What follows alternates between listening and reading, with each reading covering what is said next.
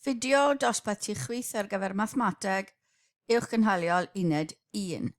Pellter, canolbwynt a graddiant. Y pellter rhwng 2 bwynt ar blaen. I ddarganfod y pellter rhwng, enghraifft, 2,1 a 6,3, dechreuwn wrth greu triongl sgwâr. Felly dyna ni ar bapur graff y triongl sgwâr i weld beth sy'n digwydd. Felly mae 6,3 gyda ni a mae 2,1 gyda ni. A ar y gwylod ar y dde yma, mae 6 ar draws achos ni'n gyfartal x i'r uwch ben, a wedyn 1 ar yr uchelen 6,1 a 6,3 dyn ni a 2,1. Felly mae y 6,1 yn creu y triongl sgwâr i'r 2 bwynt i ni a diddordeb mewn. Wedyn, gallwn ddefnyddio theorem Pythagoras. Cofiwch ni angen y pellter yma. Felly, os galwwn ni y ddau ochr fyr yn A a B, bydd y C bydd yr hypotenuse. Felly, A yw'r gwahaniaeth rhwng y ddau x, sef rhwng 2 a 6. Mae gyda ni 4 cam, a wedyn ni ar y chelyn yn B, mae gyda ni 3 tynnu 1, 3 yw'r un ucha, 1 yw'r un isa, felly rhwng y ddau yna, ni'n cael 2. Felly, galw C yr ochr hir, a mae gyda ni 4 sgwâr ar gyfer yr ochr gwylod llorweddol, 2 sgwâr ar ochr vertigol, a wedyn ni sgwario'r yna, ni'n cael 16 a 4. Felly ni'n cael 20 am C wedi sgwario. Cymeryd isradd o hwnna, mae C yn mynd i fod yn ail isradd 20. Nawr, fel arfer, gan bod ni angen ateb cywir, ni'n mynd i ddefnyddio syrdiau, a ni'n gwybod bod 20 yn 4 lluos i 5, felly ni'n gallu cymeryd ail isradd y 4 a cael 2 a ail isradd 5. Felly mae gwerth C yn 2 ail isradd 5 yn gywir, a i weld mae e tua 4,47 i dailedegol. A ni'n gallu gweld mae hwn yn 4, mae hwnna'n 2, a ni bach yn fwy na'r 4, felly mae'n ateb ni'n synhwyrol. Mwyn cael fformula cyffredinol ar gyfer unrhyw 2 bwynt, fe wnawn darganfod y pellter rhwng y pwynt x1 y1 a'r pwynt x2 y2. Felly 2 bwynt cyffredinol. A dechreuwn wrth greu triongl sgwâr. Felly dyna'r 2 bwynt ni angen y pellter rhwngddyn nhw. A'r cornel gwylod wedyn bydd o dan yr x2, felly mae hwnna cyfesurin x yw x2, a mae fe'r un llorweddol, lle llorweddol ar y1, felly x2 y1 sydd gyda ni fyna. A ni eto nawr yn mynd i ddefnyddio theorem Pythagoras. Felly dyna ni theorem Pythagoras, yr ochr hir disgwario yw swm y 2 ochr fyr wedi sgwario. Felly ar gyfer A, yn pellter A ni yw rhwng x1 a x2, felly x2 tynnu x1. A'n pellter B ni yw rhwng y1 ac y2, felly y2 tynnu y1. Ac wrth gwrs yr ochr hir, gyferbyn ar rhwng y sgwâr yw C. Felly gosod y gwerthoedd yma i fewn, mae A wedi sgwario'n x2 minus x1, i gyd i sgwario, mae B yn y2 minus y1 i gyd i sgwario. Nawr, gan bod ni'n sgwario, sy'n mot ym mha drefn chi'n dewis eich x1 y1 a'ch x2 y2. Fe sgwario fe yn cymeryd y gwerth positif ta beth. Felly C wedyn yn cymeryd yr ail isradd, positif ail isradd, achos ni angen pellter positif. A dyna'n fformula ni ar gyfer y pellter rhwng 2 bwynt ar blaen. 2 bwynt, unrhyw 2 bwynt, Felly gwahaniaeth rhwng x wedi sgwario a'r gwahaniaeth rhwng y wedi sgwario a cymryd ail isradd y cyfan. Canolbwynt, 2 bwynt ar blaen. Mwyn darganfod y canolbwynt, gwelwn o'r diagram bod rhaid mynd hanner ffordd ar hyd cyfeiriad x a hanner ffordd ar hyd cyfeiriad y.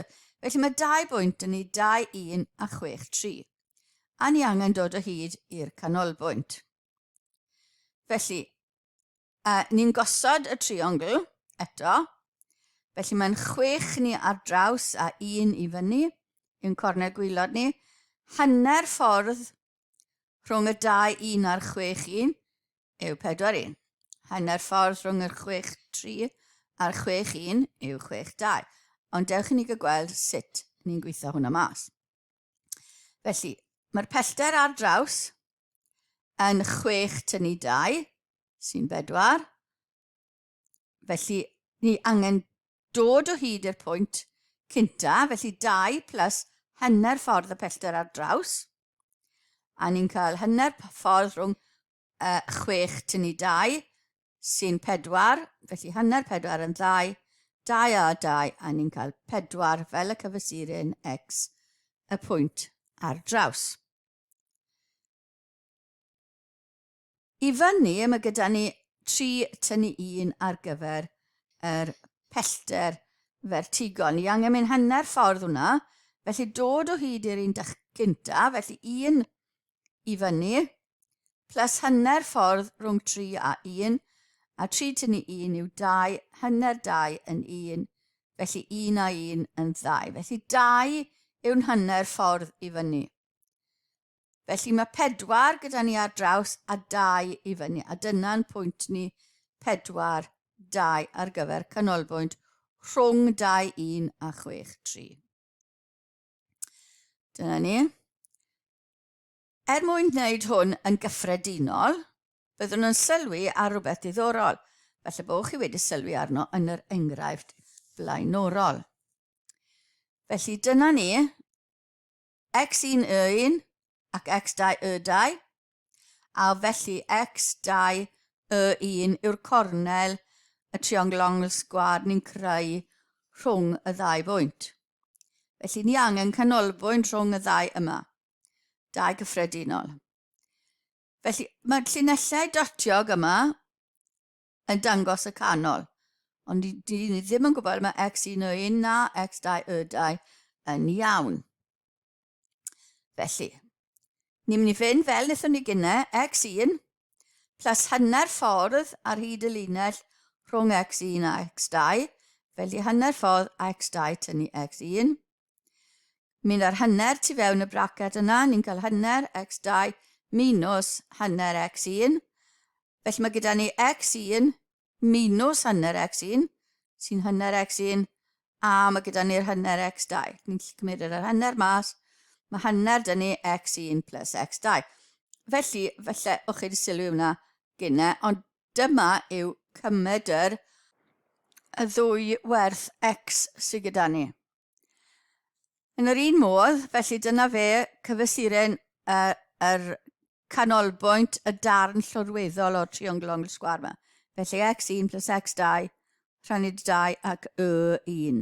Ni lan 1, y1 fyna. Ar gyfer yr ni'n mynd i wneud yr un peth. Felly dechrau gyda y1 a wedyn hanner y ffordd rhwng y1 ac y2. Felly y2 tynnu y1. Mynd ar hanner mewn. A ni'n gweld bod ni hanner y2 minus hanner y1. Ni'n gallu tynnu'r hanner y1 wrth yr y1 yma. A mae gyda ni hanner y1 plus hanner y2.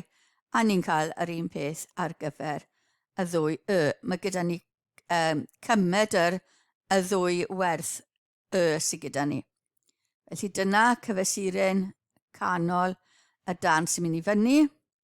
Y darn vertigol x2 a wedyn y1 plus y2 wedi rhannu dy 2. Felly yn canolbwynt ni yw cyfesurin x yw'r 2x rhannu dy 2, adio'r 2x rhannu dy 2, a cyfesurin y canolbwynt yw adio'r 2y a rhannu dy 2. Dyna fe. ar y graff. Ar gyfer ddod o hyd i graddiant rhwng 2 bwynt ar blaen, edrychwn ni nôl ar beth o'n i'n arfer wneud yn tygau, beth yw'r pellter i fyny a'r pellter, rhannid ar pellter ar draws, neu newid yn Y dros y newid yn X. Os da ni triongl yma rhwng y 2.21 a 63 eto, ni angen y graddiant, a fel arfer ni'n defnyddio y gwahaniaeth yn Y dros y gwahaniaeth yn X. I ddarganfod hwn, gallwn gyfrifo gwahaniaeth yn gwerthoedd Y penodol a cyfrifo'r gwahaniaeth yn y gwerthoedd X penodol a rhannu nhw. Gallwn ysgrifennu hwn fel na'r delta Y rhannu delta X. A mae delta fawr yn golygu newid mewn. Felly newid mewn Y rhannu dy newid mewn X. A mae delta fach, os dewch chi ar draws delta fach, neu felly bod chi wedi, yn golygu newid bach mewn Y neu X. Felly delta fawr sydd gyda ni newid yn Y rhannu newid yn X. A dyna ni. Felly yn y ddau triongl mae gyda ni X tynnu 2 ar hyd yr darn llwrweddol a'r 3 tynnu 1 ar hyd y darn vertigol. Felly ni angen y gwahaniaeth yn Y ar y top, felly 3 tynnu 1 rhannu dy'r gwahaniaeth yn X 6 tynnu 2. A ni'n cael 2 dros 4 neu hanner. Cofiwch ni'n gallu cael graddiant negatif hefyd, felly bydd y rhai o rhain yn minws, y gwahaniaeth yn minws. Felly mae graddiant yn y sefyllfa yma yn hanner. Hwna'n golygu am bob 2 ar draws ni'n mynd lan 1. Ar draws i fyny ac ar draws ar y gwylod.